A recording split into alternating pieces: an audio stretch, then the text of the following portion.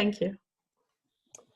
Hello and welcome to the Jefferson Educational Society's digital programming. I'm Ben Spagan and I'm the Vice President at the Jefferson and am a contributing editor at the Erie Reader. Hello, and I'm Angela Beaumont. I'm the Director of Operations at the Jefferson. I'm also directing the Jefferson Civic Leadership Academy. Joining me today is our dear Mr. Richard Arthur. He's an avid historian with a lifelong interest in history and with particular focus on the American colonial period. Richard has given talks on the Founding Fathers and the Continental Army and lectured on the role of Pennsylvania on the planning and action of D-Day, including stories based on interviews with participants. I'd like to also mention that he maintains a great website that features stories from his Butler County youth. Please visit www.butlercountyboyhood.com. Richard is a native of Pittsburgh. His family moved to Butler County in 1953, where he lived until 1972. He attended Penn Township Elementary School and Knock High School. During mobile 23-year career in the Army, he always considered Western Pennsylvania to be his home. He and his wife, Mary Lou, are the parents of 4 sons. They live in rural Erie County with their 2 English bulldogs, Chester and Fiona.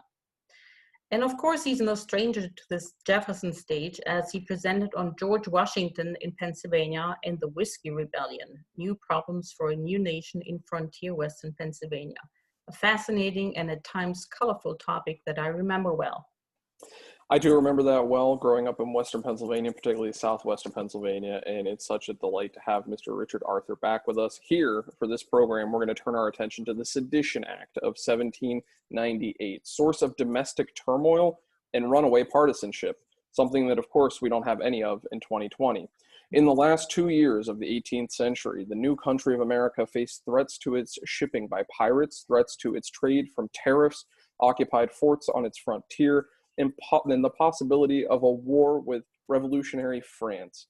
President John Adams wanted to be prepared to fight, but preferred a diplomatic approach. War hawks in his emerging Federalist Party were eager for war and seemed equally intent on crushing domestic opposition from Jefferson's Republicans. In 1798, the Federalist Congress passed 4 laws that became to be called the Alien and Sedition Acts. These measures became a source of domestic turmoil and an example of runaway partisanship. They eventually changed the course of history. Now, since this program is first airing live on the Jefferson's Facebook page, we're going to work our way through as many questions from you, the viewers, as we can as we host this event. If you have a question, just leave it in the comments section below, and we'll do our best to get to those.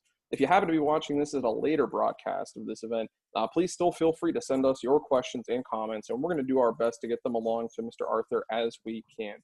And of course, for more information about upcoming Jefferson Educational Society programs and publications, please visit our website at jeserie.org and like us on Facebook, follow us on Twitter and Instagram, and subscribe to our YouTube channel. Mr. Richard Arthur, thank you for joining us for this digital presentation. So Richard, please transport us back to the 1790s, the young America, the situation at the frontier, war threats, and the emerging partisan nature of American government. I look forward to your presentation. Thank you. Thank you both. Historian Charles Slack begins his book, Liberty's First Crisis, with this preamble. The greatest enemy of liberty is fear. When people feel comfortable and well protected, they are naturally expansive and tolerant. When they feel threatened, their tolerance shrinks. In 1798, the euphoria surrounding the American Revolution was gone. Everyone agreed that the new nation, founded on high hopes and noble ideas, was in danger of collapse. The one thing they could not agree upon was who to blame. The story that you hear deals with the last 2 years of the 18th century, a time that sounds so long ago, but the story you will hear also will have a familiar echo. In so many ways, what we began back then remains unfinished today. The creation of a more perfect union is a process, and this is a story about one of those steps, or missteps. Some quick background. We started with our intent to break from our mother country. We had to win a war to get a country of our own. After an aborted attempt at a national government, we redefined that government with a new set of rules, but the Constitution was only an outline. So during the Washington administration and through the first sessions of Congress, our new government was filling in the blanks. During Washington's time in public service, we basically followed his lead. His personal behavior, his fair-minded approach to most issues set a national tone. It was his dream that as a people we would remain united in purpose. Take a look at what the very first Congress faced as a group of tasks and accomplishments.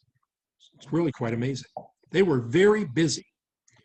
Subsequent sessions weren't quite so busy. They weren't occupied with urgent business. The representatives soon began to focus on differences and began to quibble and divide into factions. On March 4th, 1797, the leadership of a nation passed from one elected official to another without threats of violence. Washington stepped away, and John Adams, our recently elected president, stepped into his very big shoes. America was on uncharted ground. How would it function without the steady hand of the father of our country? The training wheels were off. We would now be testing and experimenting. The American ideas of injustice that we'd fought for were not in any way held in a uniform fashion in the 1790s. Men who had argued for these ideas, men such as Adams and Jefferson, men such as Hamilton and Madison, held very different ideas and sometimes opposite concepts. There was no single interpretation of the Declaration, the Constitution, or the Bill of Rights. The Whiskey Rebellion a few years earlier demonstrated that Americans with different backgrounds and coming from different situations may not be united in purpose. During the presidency of Adams, there was a threat of possible war with either England or France. At that time, informal but still well-defined political factions began to develop. This had the effect of sharply dividing Americans into one of two political camps. These parties took up positions basically along the lines shown here. As we begin our story, the notional Federalist Party by President Adams was in control of the executive and both houses of Congress. The Supreme Court and all federal judges were all Federalists. The opposition, led by figurehead Vice President Thomas Jefferson, was guided more by the hand of retired Congressman James Madison. The Federalists did not trust the masses. Like Hamilton, they wanted a central government strong enough to resist the tyranny of both the powerful few and the powerful many. Republicans thought the people would be better custodians than a strong central government. Americans were possibly the most literate people in the world at the time. There were over 200 newspapers in 1798. The Postal Act of 1792 allowed newspapers to be delivered 100 miles away for only 2 cents. So newspapers printed in Philadelphia or in Richmond or in Boston made their way to communities everywhere. Local newspapers in many towns provided different opinions and often copied the stories from the larger city newspapers. While citizens were remarkably well informed, their information was typically biased in favor of one of the two political parties, and as such, they held a lot of influence on local politics. Regionally, New England and New York had mostly Federalist papers. Pennsylvania had a balance of both. The South and the West had mostly Republican papers. And by 18th century standards of journalistic decorum and language, papers could be vicious, a figure no less prominent than Federalist Noah Webster, the father of American lexicography, often used terms like traitor, lunatic, quack, viper, prostitute, blood-drinking cannibal to match Republican papers replied in kind. Jefferson's Republicans had been longtime supporters of the French, first under the king and then later after the many revolutionary governments that followed. By 1797, however, the French Revolution had basically spent its energy and done its damage, and the French government's diplomatic efforts became really clumsy and cost them a lot of support. Jefferson, however, was undaunted and expressed support for a little revolution now and then as a good thing.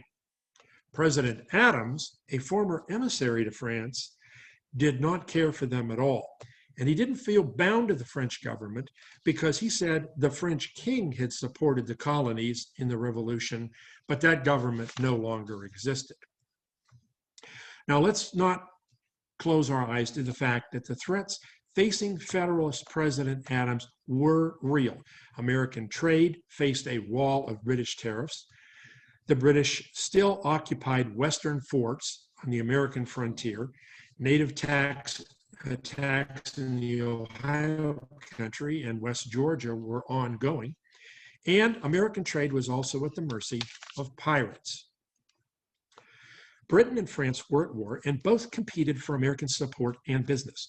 At this time, France and the United States were fighting a quasi or undeclared war, and Adams was trying hard to keep this war as limited as possible. He felt, given the war and the pirates, he needed to prepare for war. And essentially, he founded the first real Navy and the Marine Corps. As you see here, this is a picture of the Constellation, a true warship built during the Adams administration. That was the type of weapon we never had during the Revolution. He called on Washington to come and help him plan for war. Washington's primary advice was based on his experience with militias during the Revolution.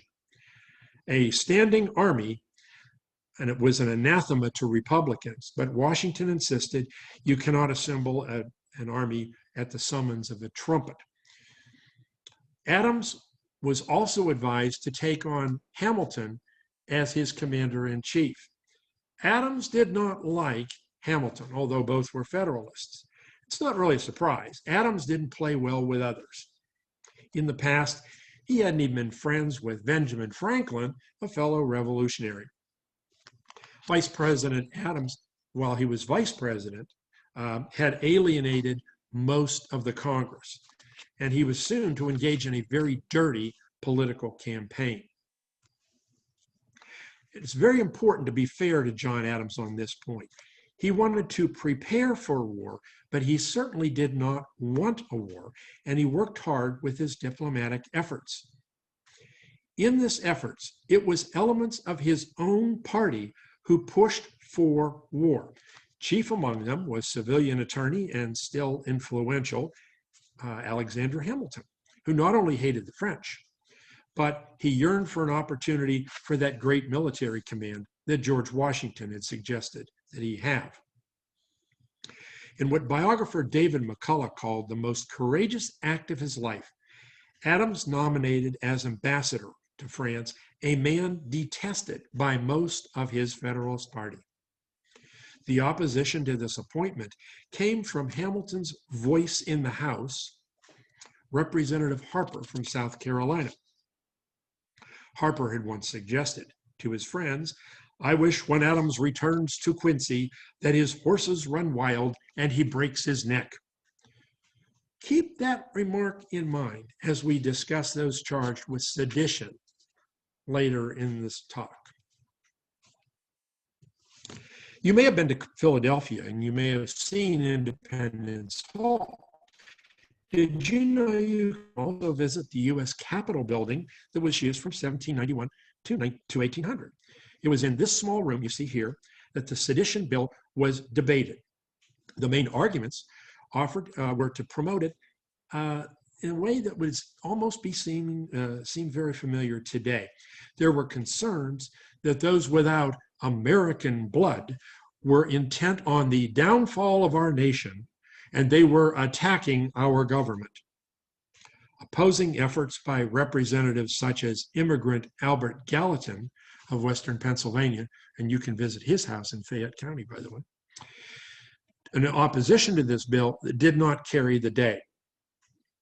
One representative argued that reading the pro-Republican Aurora newspaper, which we'll talk about later, would lead to sedition. And a Republican congressman from backwoods Tennessee said, "You, congressman, read the Aurora. Do you imagine that you alone are strong enough to resist its arguments?" The bill was ready to pass, but the House was able to include one mitigation. If you were accused and you could prove you told the truth, that was an acceptable defense. I've distilled and paraphrased the principal objection offered during the debate on the Sedition Act. And I will ask that you read it and consider it for yourself, and I will read it in its entirety when you're finished.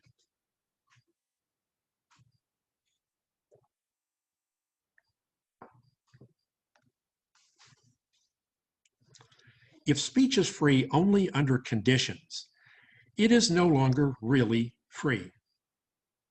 If one must consider whether someone in power may consider his speech off limits, he must, in effect, ask for permission in advance as to whether or not his speech will be considered acceptable. And who will make that determination?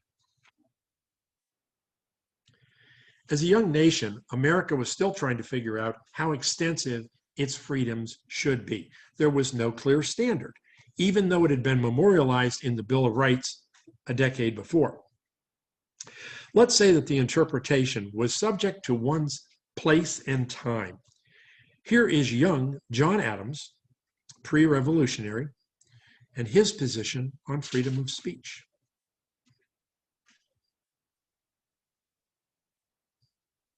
It should be easy and cheap and safe for any person to communicate his thoughts to the public. And here's President Adams in 1798 criticizing a paper that criticized him.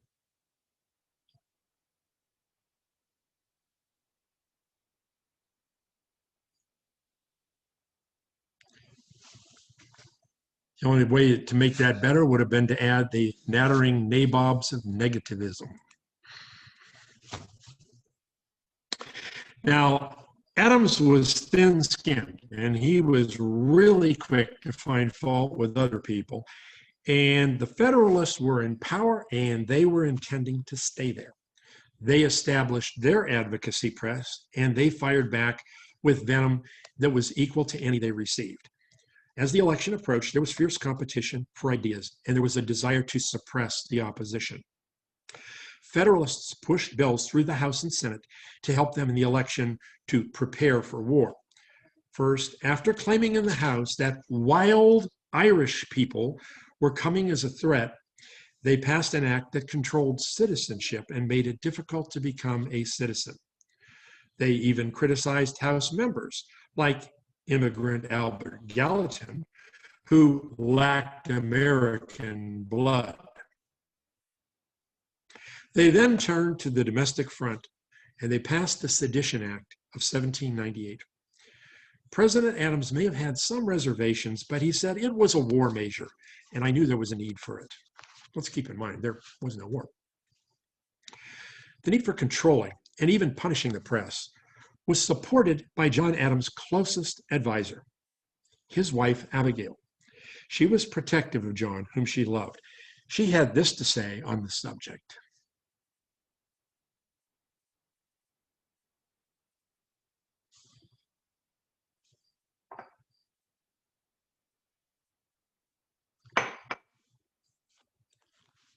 This raises the question, was the Sedition Act an effort to prepare for war, or was it an effort to hurt the Republican Party?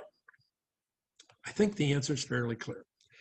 The Sedition Act made it a crime to question the Federalist president, the Federalist judges, or members of Congress who were primarily Federalists.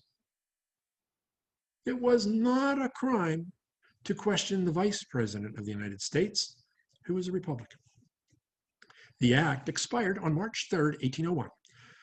On that day, should the Republicans take control of the executive the next day, the Federalists would not be subject to the law that they had placed in 1798.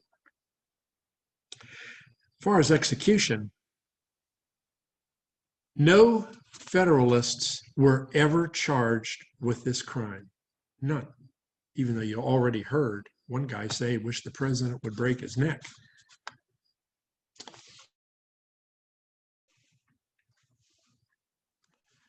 Now we come to what happens next. Well, the prosecutor, the people involved in the the people involved in the execution of the Sedition Act fall into two groups: the prosecutors who enforced the law and the accused who bore the brunt of that impact. These are their stories.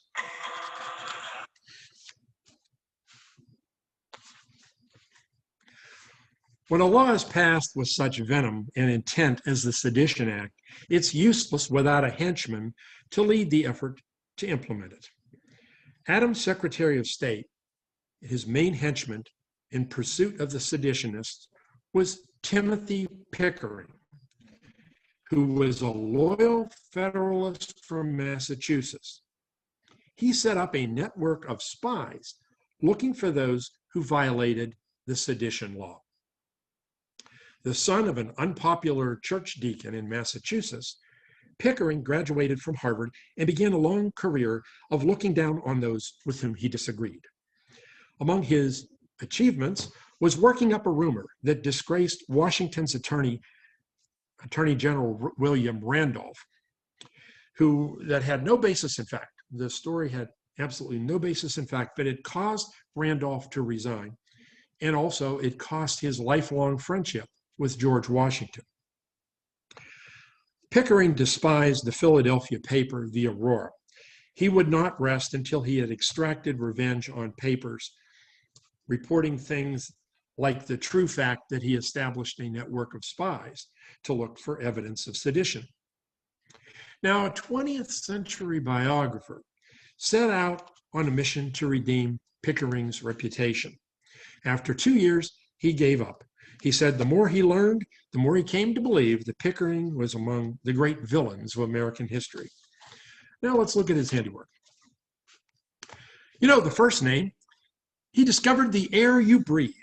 Joseph Priestley was not only a scientist who identified 10 gases and the fact you could take latex and make it into rubber. He was a spiritual man who held beliefs that were not acceptable in his native England. When his home was burned, along with his scientific papers, he, his wife, and his friend Thomas Cooper fled to Northumberland, Pennsylvania, where you can visit Priestley's labs today, to be far from the madding crowd. They hoped to be able to work in peace. Priestley himself never wrote anything critical of the president or the Congress, although he did not support Federalist policy.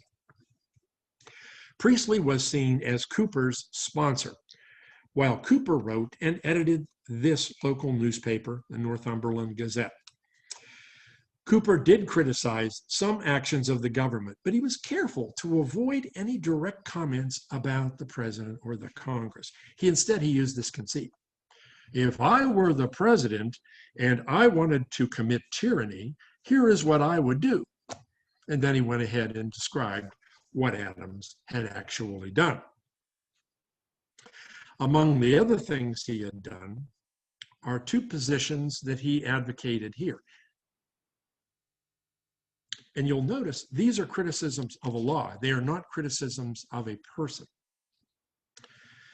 Cooper argued that the right of speech could be limited by a faceless mob who could easily take your rights away. Pickering judged Cooper's newspaper editorials, "A meaner, more artful libel has not appeared," Cooper was tried. The judge was Federalist Adams' good friend, Supreme Court Justice Samuel Chase. Cooper offered proof that many of his statements were provable to be true, but Chase ruled that if he could not prove every single statement was true, even one was sufficient for conviction. He was fined $400. He was sent to jail for 6 months. And while he was in jail, his wife died a few days before his release. Pickering was pleased. He reported to Adams that everyone was happy. He said that Cooper was lucky because had he been tried in his own country, now Cooper was an American at this time, but he had been an Englishman. Had he been tried in his own country, he'd have been in chains. Remember Cooper. We'll come across him again. Meanwhile, in Dedham, Massachusetts, citizens awoke one October morning to see a liberty pole erected beside the Hartford Road. On top was a sign that read what you see here.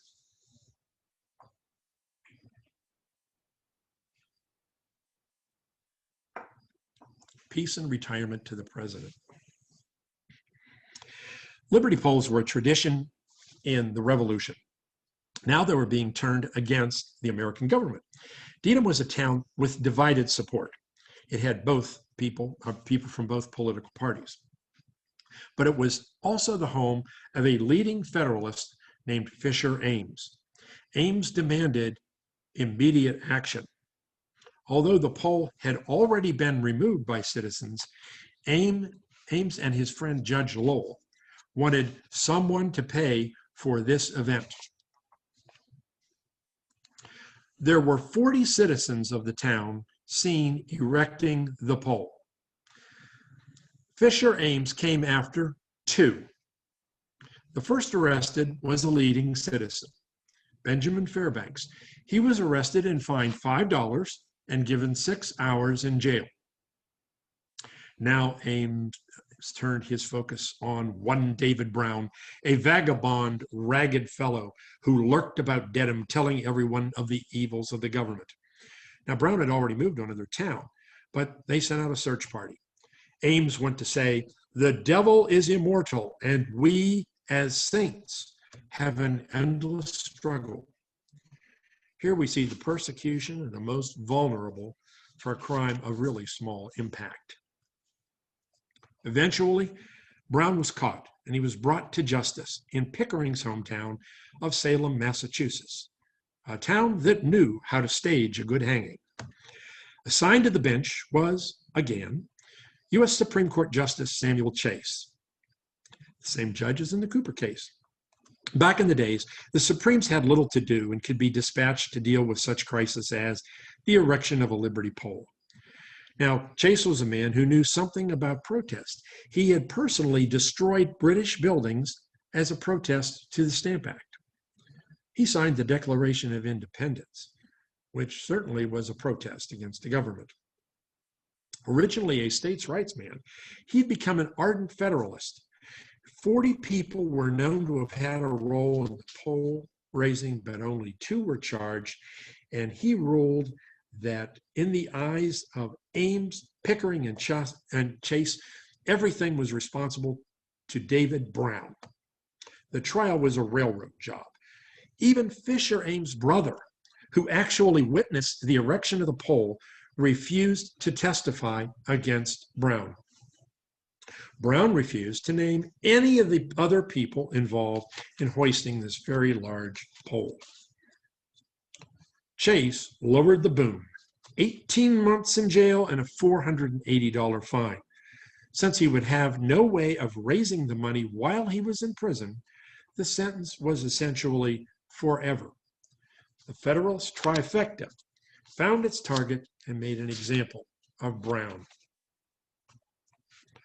About the same time in Newark, New Jersey, 2 drunks wandered into the street at the same time President Adams was passing through town.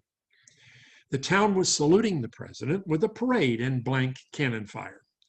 The drunks, unaware of the event but seeing the president, Luther Baldwin said, "I don't care if they fire the cannons through his arse." Upon hearing this, John Burnett, a local Federalist who had recently been appointed as postmaster, wanted to do his duty. He jumped on this and cried, "This is sedition." And he went to visit Lucius Stockton, a young, ambitious prosecutor, eager to please the power that had just given him a job a few months before. Burnett charged Luther Baldwin with sedition, and Stockton pressed the case with vigor. They painted Revolutionary War veteran Baldwin as a monster. The defendant maliciously, diabolically, seditiously, wickedly, in the presence of diverse citizens, did utter with a loud voice that the president was a damn rascal and ought to have his arse kicked. In fact, Baldwin had been a spy during the Revolution, and he had done some pretty fine work doing undercover operations. The witnesses who were interviewed but were never called to the trial said that Baldwin that day was just a silly drunk. After a long, drawn-out trial, Baldwin was found guilty and sentenced to a term in jail. History's obscured the exact sentence. We know the fine was between $150 and $400, which was way above his ability to pay. So he would remain behind bars indefinitely until the fine was paid. Oh, the case of James T. Callender. Here's a man who liked to stir up trouble for the sake of stirring up trouble.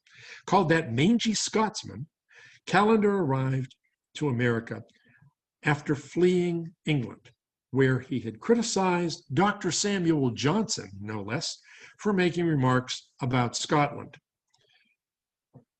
He joined the Philadelphia Press and soon began his attacks on the Federalists. He especially infuriated Abigail Adams, but his favorite target was Alexander Hamilton, who Callender believed was too aristocratic. It was Callender who broke the story of Hamilton's affair that caused Hamilton to be forced to write a letter saying, "Yes, I committed the affair, but I didn't steal money from the Treasury to pay blackmail to this woman's husband," essentially ruining Hamilton's reputation. Soon after this, Jefferson began to subsidize Callender. Callender published a 184-page diatribe on the evils of the Adams administration, and he was arrested in Virginia. Jefferson provided aid secretly. For a judge, Callender drew Samuel Chase, who now had experience fighting seditionists, that he'd sentenced Cooper, and he had rounded up the villains of the Liberty Pole. Chase disallowed Callender's testimony on Callender's behalf for reasons that if a witness could only provide partial corroboration of charges, he couldn't testify at all. In other words, any witness called had to be able to provide an excuse for everything that had been done. Callender was fined $200 and received 8 months in jail. During this time, he repeatedly reached out to Jefferson for support. Jefferson did not reply. He would come to regret that. Now we'll look at what was probably the most consequential case.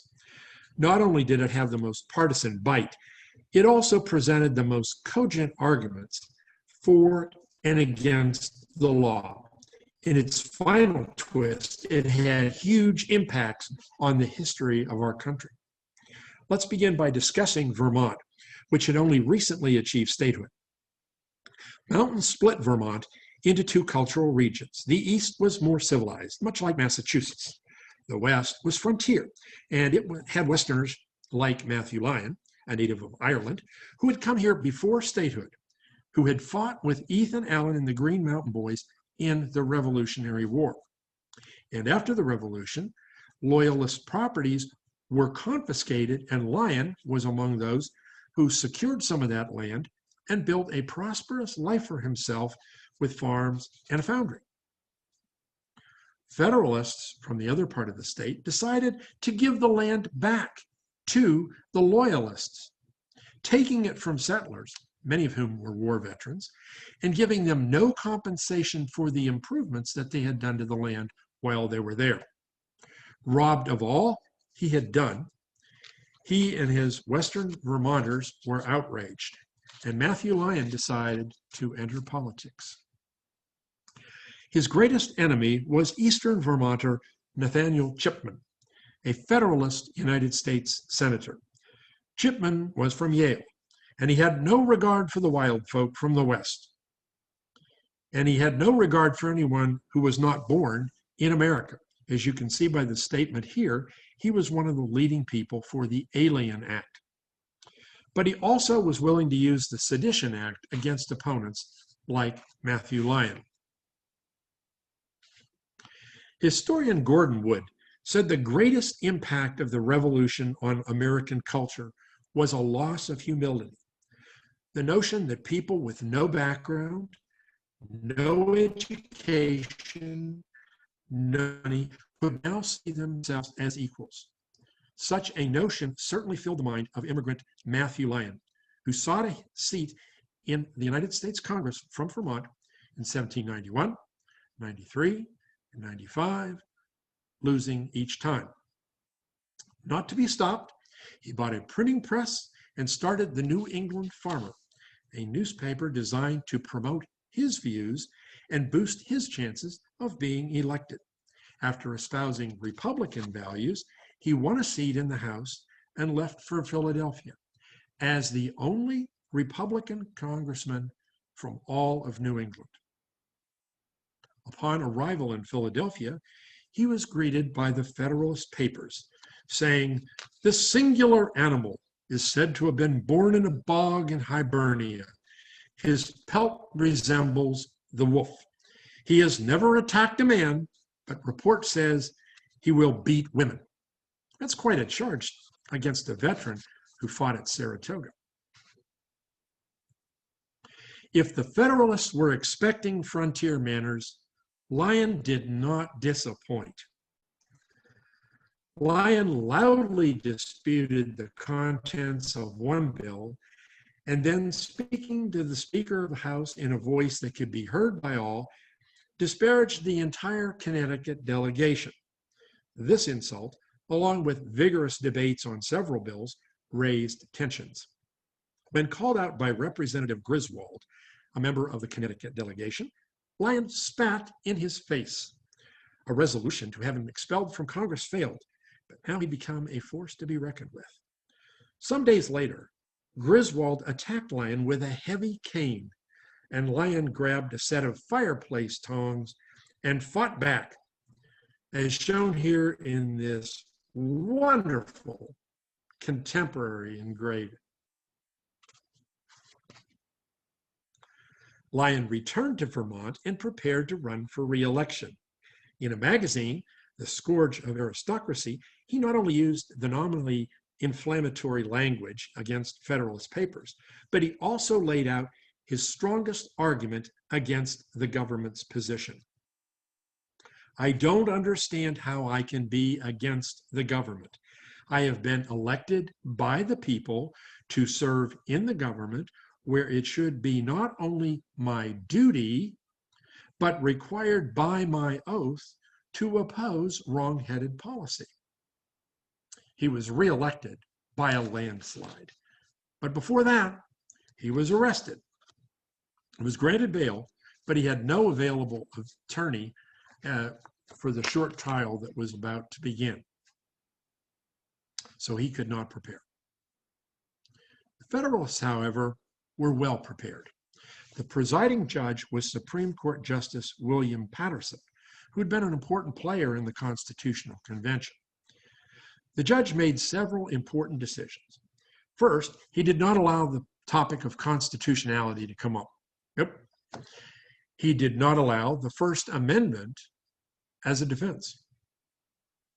He did not allow, despite the provision in the law that Lyon helped author, the defendant was not allowed to argue that if remarks were true, he was okay.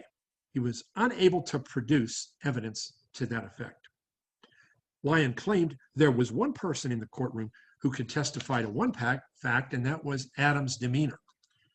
He said, the judge could be my witness. And he called the judge as a witness, and the judge was reluctant to go, but he did.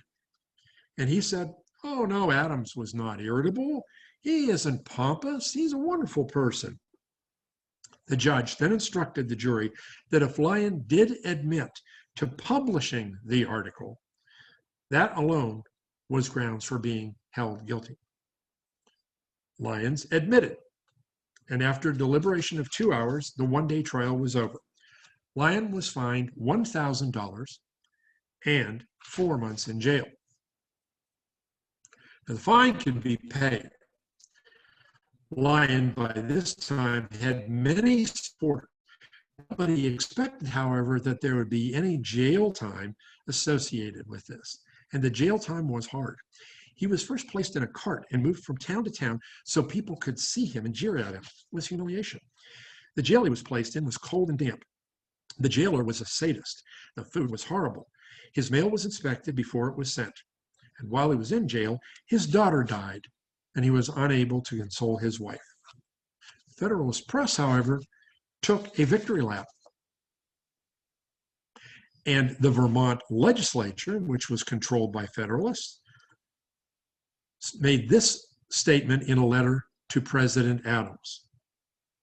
We've affirmed the right of the honest, the pious, the peaceful to protect themselves from the wickedness, the dishonesty, the impiety, and the unruly. Well, the question is, those weren't the charges of the trial. So it seems like they were really more after his character than they were after the letter of the law. Now, Lyon had plenty of money to pay the fine.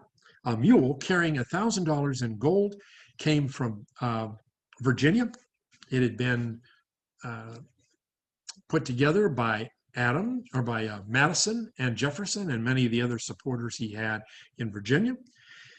And he was able to pay his fine. But after his release, the Federalists wanted to immediately arrest him again. He announced, however, that he was going to Philadelphia to take his seat in Congress. And he reminded the Federalists that by provision of the United States Constitution, you cannot arrest a congressman en route to a session of Congress. So he was able to continue to serve, albeit a little more decorous than before. While Secretary Pickering was chasing down drunks, congressmen, poll racers, and others not towing the federal line, his main target in the press was Philadelphia and the Philadelphia Aurora. The Aurora had initially been a supporter of George Washington, but it was no supporter of Adams. And this is no surprise, because the editor and owner was the grandson of Benjamin Franklin. After collaborating on the Declaration of Independence a quarter of a century earlier, the fellow revolutionaries Adams and Franklin had a fallout. Adams blamed Franklin for things he didn't like in the Constitution, although if you know how the Constitution was put together, Franklin showed up, didn't argue much one way or the other, and basically said this is the best product we can offer. And that was basically Franklin's contribution to the Constitution. The Aurora was a constant thorn in the side of Adams. The paper was located just a few blocks away from Congress, and the presses turned out minutes from the Federalist debates that Bakke listened to from the gallery around the house. These accounts were copied by papers from the Carolinas to Vermont. Now, rival Federalist papers encouraged attacks on his home and on his family. The Aurora printed a communication from a French minister, Talleyrand, and this was an embarrassment to Adams because it was supposedly secret, even though there were copies of it all over the United States. Jefferson, meanwhile, supported the Aurora every month by sending money. When the yellow fever hit Philadelphia, it took the life of Benjamin Franklin Bache. He left his paper and his presses to his wife, Margaret, who boldly told everyone immediately that the work would go on. Alexander Hamilton tried to buy her off by saying, "I'll give you $2,000, close your shop, and go home and retire." She was made of sterner stuff. She rejected his offer and went on with the work.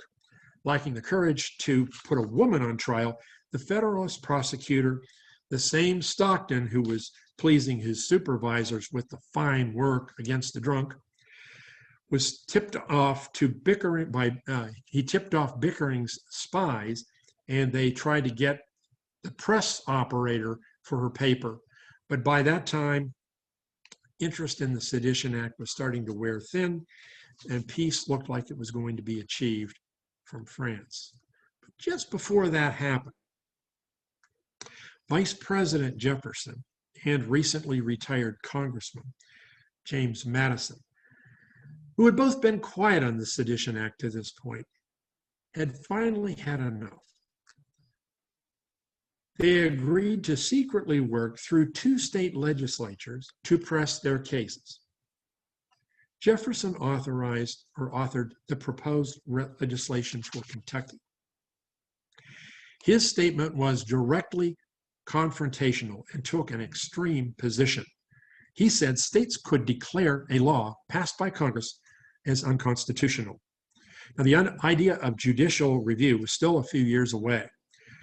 The concept of nullification would be used again during the Civil War, and before that, during the Jackson administration. It was certainly more seditious than anything that we have seen to this point. But nobody knew it had been written by the man who wrote the Declaration of Independence. Keep in mind that 12 years earlier, it was James Madison who had argued for a federal government that had muscle. He was no friend of the thought of disunion, so his proposal to the Virginia legislature was a much more nuanced idea. The top line was that if a state disagreed with a federal law, it had no obligation to support its execution and enforcement. Kentucky and Virginia both passed their resolutions and sent off copies to other states that did not receive them with much enthusiasm. Federalists charged that these were themselves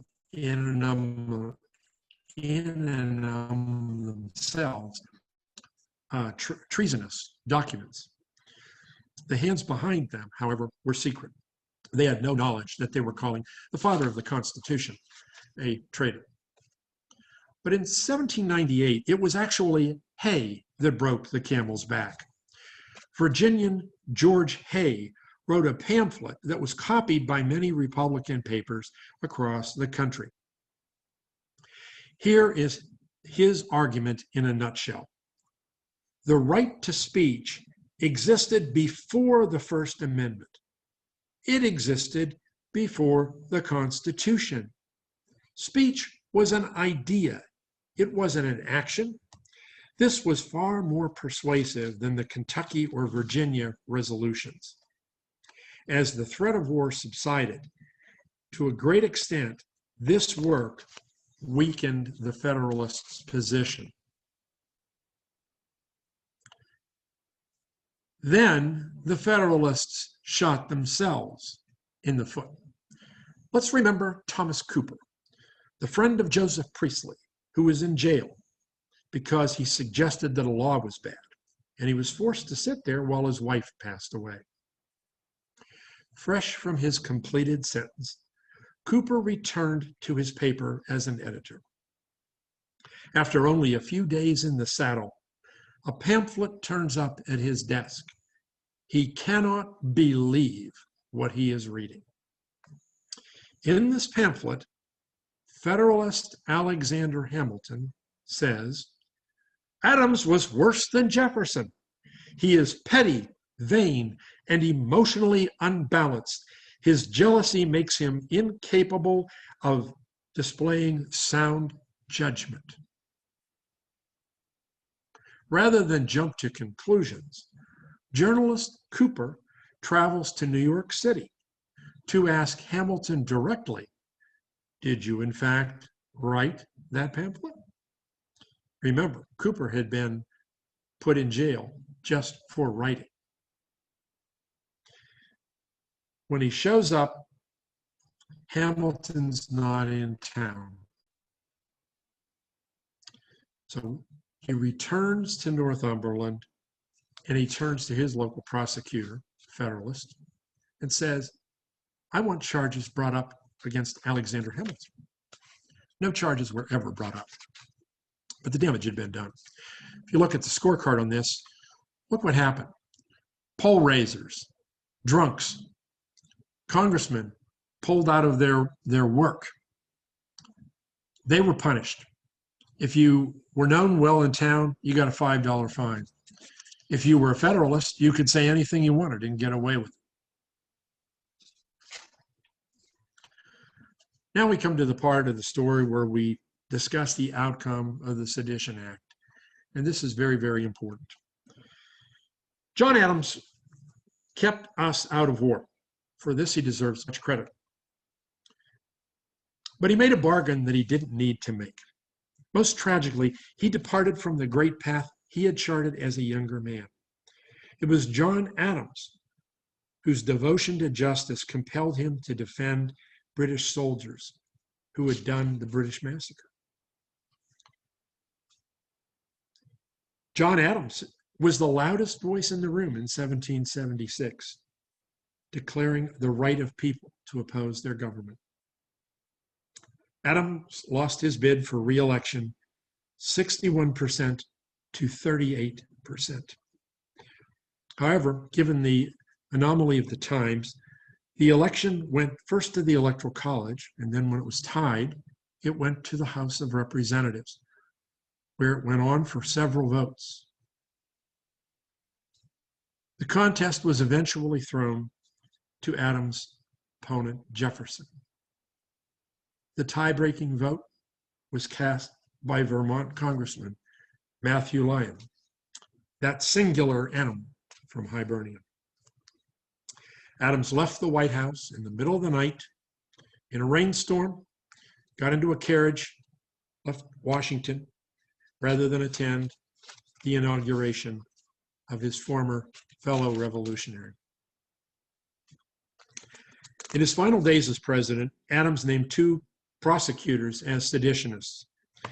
These were prosecutors who had served his bidding going after seditionists. At this time, they didn't even have the support of the Federalists, and they were never approved for the jobs that they were nominated. In yet another case, and in this case, indisputable act of spite, Adams named Jefferson's cousin and Jefferson's political enemy, John Marshall, to the United States Supreme Court. John Marshall would prove to be the most influential justice in Supreme Court history, establishing judicial review by the Supreme Court, an action that would eventually provide a measure of protection to citizens that most Federalists of the day would have found unimaginable. Things were different for Supreme Court Justice Samuel Chase, who railroaded the prosecution of several seditionists. He was the first and only Supreme Court justice to be impeached and removed from office. Hamilton, who in the Whiskey Rebellion had said opposition to the government is treason, pressed hard to suppress those who opposed him. Like Adams, he had no direct hand in crafting the act, but he certainly had a powerful indirect hand in moving it along. You remember he had special motive to get revenge with Callender, and he might have taken delight in seeing him pressed to jail. Interestingly enough, as part of the fallout of this landslide election, Aaron Burr would be elevated to the vice presidency. He would hold a position of power for the next several years, while Hamilton was on the outs. We know how that ended. Jefferson, of course, became president supported by the reaction to the measures of the Sedition Act. The Federalists overplayed their hand. You recall that Callender had written to Jefferson from jail, but Jefferson never replied. The hardened Callender learned a lot while sitting in jail, and he heard a lot of stories. One of the stories he heard pertained to things that went on at Monticello, and it was Callender who broke the story of Sally Hemings. Nathaniel Chipman, who had prosecuted Matthew Lyon, lived a long life, but with the evaporation of the Federalist Party, was limited to service in the Vermont legislature. With the disastrous beating of the Federalists in the 1800 election, they would never again elect a president or control the House of Representatives. Republicans would have unfettered control of the government for decades. The party founded by George Washington's followers died a year after his death. In an effort to thwart Jefferson and Madison allowed credible voices to suggest confederation. The belief that a state legislature could ignore a federal law if it considered it unconstitutional would surface during the Jackson administration, the Mexican War, and of course, the Civil War. In times of real perceived trouble, Charles Slack pointed out at the beginning of our talk, American presidents and Congresses have continued to act with the urge to deal with perceived un-Americans, non-Americans, speech, and the press. Lincoln suspended habeas corpus. Wilson spied on and jailed German Americans.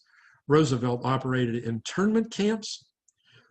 Truman kept journalists from seeing the horrors of Hiroshima. Nixon ordered a break-in of psychiatrist's office, etc., etc., etc. Today's threat to free speech may be quite different. Charles Slack suggests that the current movement to create safe spaces in universities creates a situation much like the Sedition Act by expecting a speaker to know in advance if he may possibly step over an undefined line before he makes a statement. So the definition of liberty continues to evolve to this day. America is a process.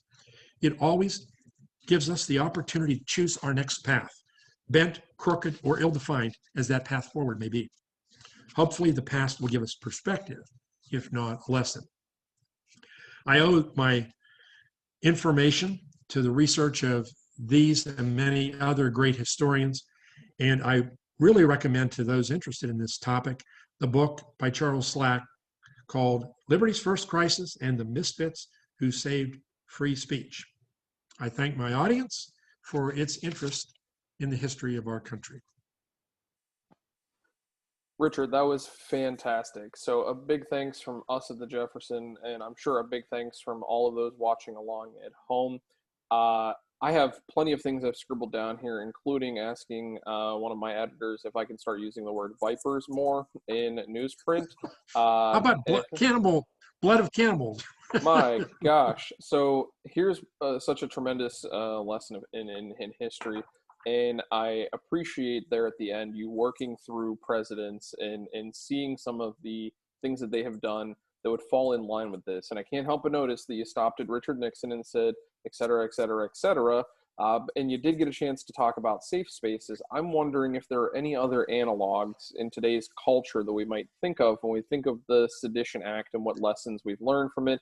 Maybe cancel culture, maybe fake news, maybe something else. What other analogs are we dealing with right now that history can really teach us about? I think you've mentioned some very good examples. Cancel culture puts a price on free speech. Some of the laws that we've seen passed or some of the executive orders that we've seen have certainly echoed some of the facts of free speech.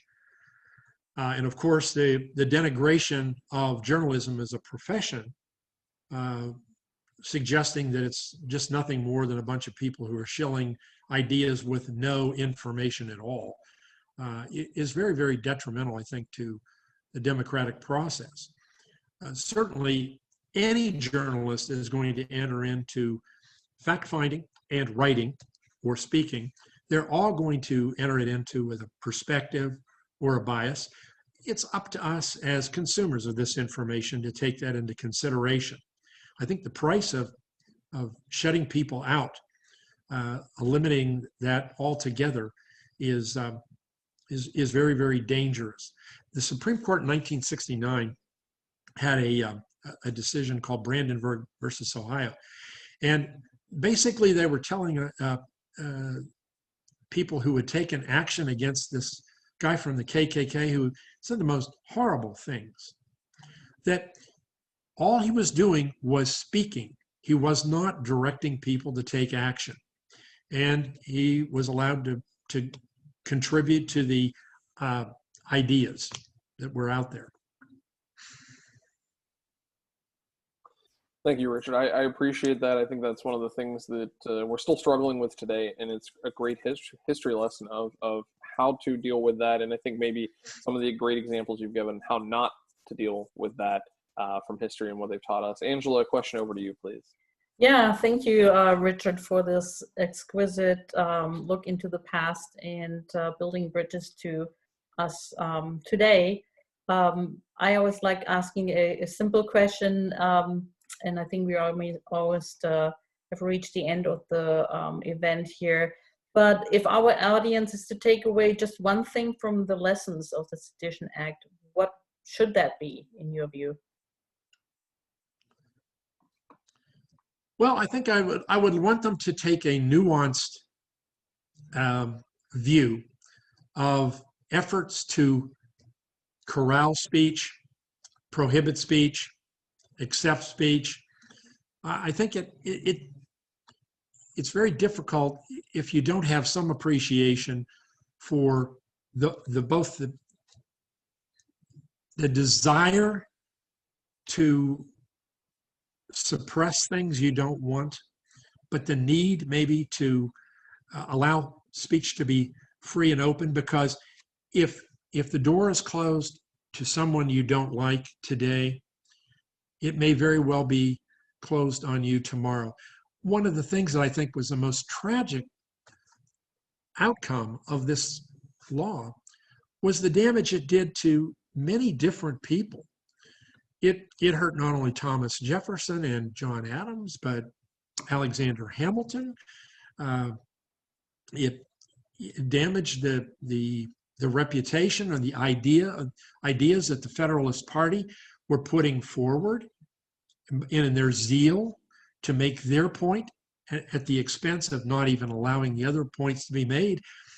They were basically taking steps into extinction. And I think that, we've seen that with the way our political dialogue has forced people into extreme camps and kind of eliminated nuance and inflection on some topics. Thank you. Sounds like free speech is a treasure we need to handle with care, and we should not alter facts and just be polite and open to each other, and then things could work out much better unless we choose the opposite. Yes, we could always choose to use the words that Noah Webster wanted to use in the newspaper. I thought that was one of the funniest things that I discovered. Noah Webster, couldn't you find a better word? You think of anybody equipped to know words, it would be somebody of that caliber in that name. I can't wait to do another dive into some of the sources you've talked about, Richard, the Northumberland Gazette, the story behind there, more about Cooper, the loss of humility, and really the interesting tale of a lot of the country's founders dealing with issues that we're still seeing today. But a big thanks from all of us at the Jefferson Educational Society. Mr. Richard Arthur, thank you for taking the time to present with us today on the Sedition Act. We are grateful. Yeah, thank you so much, Richard. We look forward to have another talk with you. And to all of you watching along at Hope, thank you for tuning in. Richard, for folks who are looking to connect with you, where can we point them? They can go to the aforementioned website that has my email address on there, and they can contact me through there. I will make sure I put that in the comment section for you. Okay. To find out more about upcoming and past Jefferson programs as well as publications, please head over to our website at www.jeseri.org. And be sure to like us on Facebook and follow us on Twitter and Instagram, and subscribe to our YouTube channel. For the Jefferson Education Society, I'm Angela Beaumont, and I hope to see you soon again in our digital programs. And I'm Ben Spagan. Be safe, be sound, and thanks for listening and learning with us. Thank you.